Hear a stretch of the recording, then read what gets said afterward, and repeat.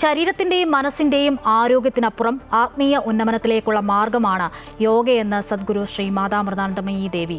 അന്താരാഷ്ട്ര യോഗ ദിനത്തോടനുബന്ധിച്ച് അമൃതപുരി ആശ്രമത്തിൽ സംഘടിപ്പിച്ച പരിപാടിയിൽ പങ്കെടുത്ത് സന്ദേശം നൽകുകയായിരുന്നു അമ്മ.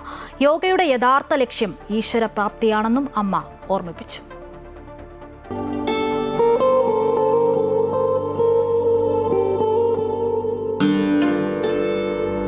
അന്താരാഷ്ട്ര യോഗാ ദിനത്തിൽ അമൃതപുരി ആശ്രമം ആത്മീയ ചൈതന്യത്താൽ നിറഞ്ഞു.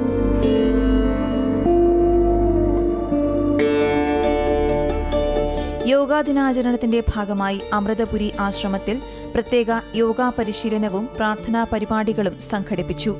യോഗ വെറും ശാരീരിക വ്യായാമമല്ല, ഈശ്വര സാക്ഷാത്കാരത്തിലേക്കുള്ള പവിത്രമായ മാർഗമാണെന്ന് സദ്ഗുരു ശ്രീ മാതാ അമൃതാനന്ദമയി ദേവി ഓർമ്മിപ്പിച്ചു.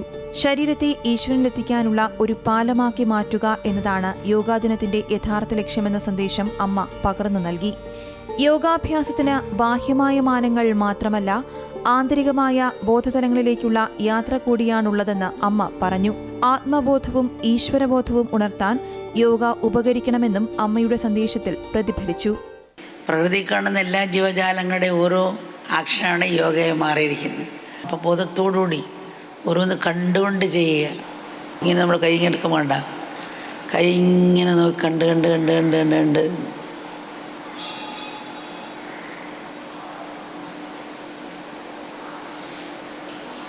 ഈ വില്ലിൻ്റെ അഗ്രം മാത്രം നോക്കുകയാണെങ്കിൽ കൈ പൊങ്ങുമ്പോൾ അതിൽ മാത്രം ശ്രദ്ധിച്ച് പോകുന്ന പോലെ ഓരോ കർമ്മവും ആ ബോധത്തോടുകൂടി ചെയ്യുക. തീ എടുക്കുമ്പം ബോധത്തോടുകൂടി ചെയ്യുക. കറണ്ട് എടുക്കുന്നതിന് മുമ്പ് ശ്രദ്ധിച്ചുകൊണ്ട് ചെയ്യുക. ഉപ്പിക്കുളം ശ്രദ്ധിച്ച് പിടിക്കുക. അതുപോലെ അവയർനെസ് ബോധത്തോട് ചെയ്യുമ്പം നമ്മൾ ആ ബോധമണ്ഡലം പ്രകാശമായി തീരുന്നു. ഇതിന് ഈ കാഴ്ചപ്പാട് നമ്മളിലുണ്ടാകും. യോഗ വിശ്വമുള്ള ഐക്യത്തിലേക്ക് ഒരു പാലമാണ്. നമ്മളിൽ കഴിവുണ്ട്. നമ്മൾ ഇപ്പം ചെടിച്ചട്ടി വളർന്ന ചെടി പോലെ ഇരിക്കുകയാണ്.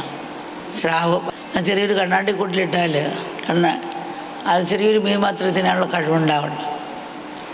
അത് സമുദ്രത്തിൽ കിടന്ന വലിയ മനുഷ്യന് വരെ തിന്നതാണ്. അപ്പം ഇതുപോലെ നമ്മളിൽ കഴിവുണ്ട്. യോഗ എല്ലാത്തിനെയും ഒത്തിരിക്കുക.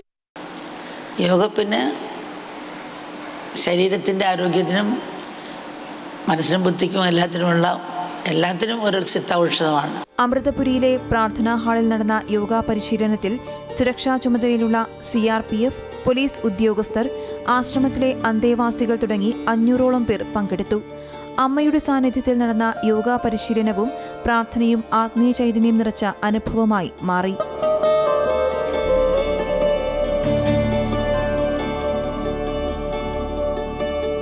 അമൃത ന്യൂസ്, കൊല്ലം.